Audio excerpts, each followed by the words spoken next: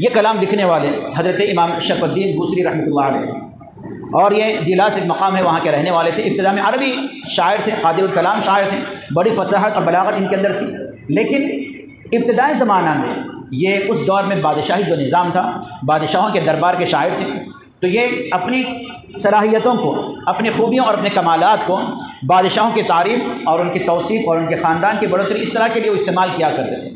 लेकिन अल्लाह ताला जिसके लिए राहें खोल देता है तो रास्ते खुद ब खुद हमवार हो जाते हैं।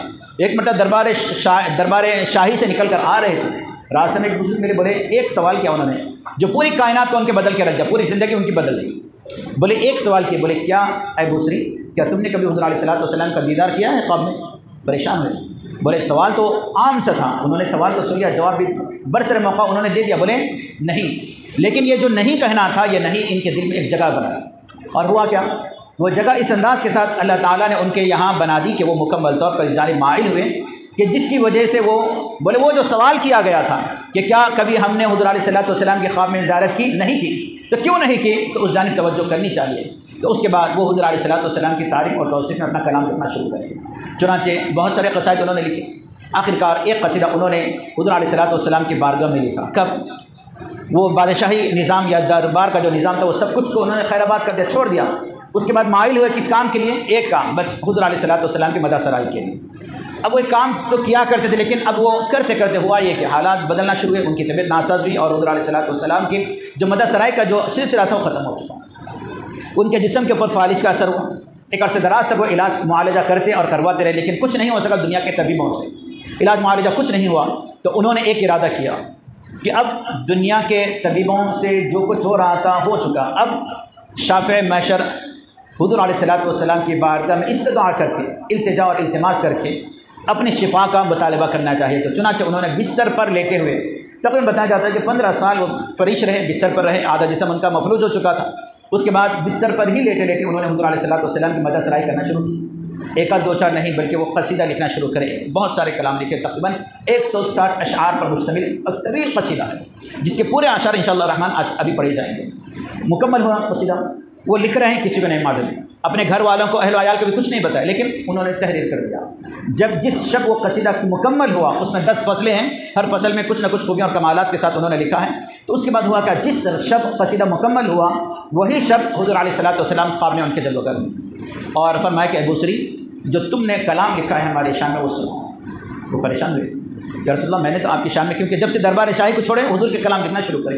बहुत सारे कसाइद लिखे थे वो इससे पहले भी। अर्ज़ करे ख्वाब में ही, या रसूलल्लाह मैंने बहुत सारे कसाइद लिखे हैं, वो कौन सा सुनाऊँ? तो हुज़ूर ने इस कसीदे का सबसे पहला जो शेर है, अमिन तदक्कुर बी जीरान बिदी सलमी, इसका पहला मिसरा हुज़ूर खुद पढ़ कर सुनाए। बोले ये कलाम सुनाओ जो तुमने लिखा है हमारे शान में। वो झुकने लगे और उसके बाद हुज़ूर को मुकम्मल तौर पर उन्होंने 160 अशआर खड़े होकर सुनाना शुरू किया। लेकिन उससे पहले उन्होंने अमारुज़ा किया, या रसूलल्लाह फरिशों उठने नहीं आता, सलाहियत नहीं है।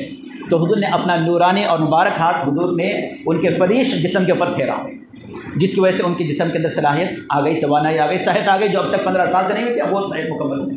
उसके बाद हुज़ूर की बारगाह में खड़े हुए सलाम, यानी वो मुकम्मल जो अशआर थे 160 वो हुज़ूर की बारगाह में पढ़कर सुनाना शुरू कर दिए। अब उसके बाद रात का मरहला था, सुना दिए। सुबह हुई, जैसे नमाज अज़ां हुई, फजर की अज़ां, तो आँख खुली, देखा सबसे पहली निशानी कमरा मुकम्मल तौर पर मुअत्तर है, रोशन मुनव्वर मुअत्तर है, महक आ रही है। सहाबा भी हुज़ूर अलैहिस्सलाम को जो पहचानते थे इस अंदाज़ के साथ, जहाँ से हुज़ूर गुजरते रास्ता महक कर बताता था, यहाँ से सरवर कौनैन का गुजर हुआ। अब जैसा उन्होंने देखा कि कमरा पूरा का पूरा मुअत्तर है, उसके बाद उन्होंने उठना चाहा बिस्तर पर से, जो 15 साल से फरिश हैं, उठे नहीं थे, उठना चाहा, उठ के बैठना चाहा, उठ के बैठ गए, हाथ पैर देखा सलामत हैं, खड़े होना चाहा, खड़े हो गए। बोले जब सलामत है तो रब की जनाब में मस्जिद जाकर क्यों न सर्व सुजूद हों। नमाज फजर के लिए उन्होंने कस्द इरादा किया, मस्जिद गए, नमाज़ पढ़ के वापस आ रहे थे, एक चौराहे पर पीछे से एक बुजुर्ग ने, एक मजजूब किस्म के बुजुर्ग थे, पीछे से आवाज़ दी, बूसरी, बोलते पलट के रुक गए। बोले कौन, क्या बात है? बोले एक मजजूब बुजुर्ग थे, उन्होंने पीछे से आवाज़ दी और कहा कि बूसरी जो तुमने हुजूर को कलाम सुनाया है, हुजूर की शान में जो कलाम लिखा है वो हमें भी दी। उन्होंने कहा बहुत सारे कलाम मैंने लिखे हैं। बोले कौन सा? उन्होंने भी हुजूर के शान में वो जो कसीदा जो अभी हम पढ़ने वाले हैं उसकी पहली लाइन जो हुजूर ने पढ़कर उनको सुनाई थी, वो पहली लाइन वो दोहराए। बोले या रसूलुल्लाह सल्लल्लाहु अलैहि वसल्लम की बारगाह में जो तुमने ये अशार जो लिखे हैं वो हमें भी पता है, सुना है। बोले आपको कैसे पता? पहली लाइन पढ़ते वो परेशान शशद क्या बात है? बोले कहाँ से पता चला आपको? तो उन्होंने फरमाया कि जब हुजूर आपके यहाँ तशरीफ़ लाए थे, जब सुना रहे थे, तो जो हुजूर आपके उन अशार को सुनकर जो झूम रहे थे, मैं भी दूर ठहरे हुजूर अलैहिस्सलातु वस्सलाम को तक रहा था। कैसे? जैसे हमारे यहाँ होता क्या, अगर इलाके का एमएलए, अब मिसाल के ज़रूर बता रहा हूँ, ऐसा कुछ इसे कोई मिसाल नहीं बनी, हमारे इलाके का अगर कोई एमएलए हमारे इलाके में अगर आ रहा है तो वहाँ के लोकल लीडर्स को नहीं मालूम होता कि कौन आ रहा है, उसका इस्तकबाल एहतमाम नहीं होता, यकीनन होता है। ये तो आम इंसानों की बात है। वहाँ सरवरे कौन आ रहे हैं, उनके गुलामों को पता ना चले, हो ही नहीं सकता। चुनांचे उन्होंने ख्वाब का वादा जो कुछ हुआ था उन्होंने जिक्र किया, बोले जो अशार तुम सुना रहे थे, हुजूर उन अशार को सुनकर जो खुश हो रहे थे, मैं भी दूर ठहरे देख रहा था कि हुजूर किस तरह वज्ज फरमा रहे थे, हुजूर किस तरह सरशार हो रहे थे खुशी से, वो मंजर मैं भी देख रहा था, मुझे वो अशार दें। चुनांचे वो घर गए और वो अशार कॉपी करके दिए। और ख्वाब में एक और एक चीज़ हुई थी, हुजूर जब खुश होते तो नवाज देते, अता कर देते थे।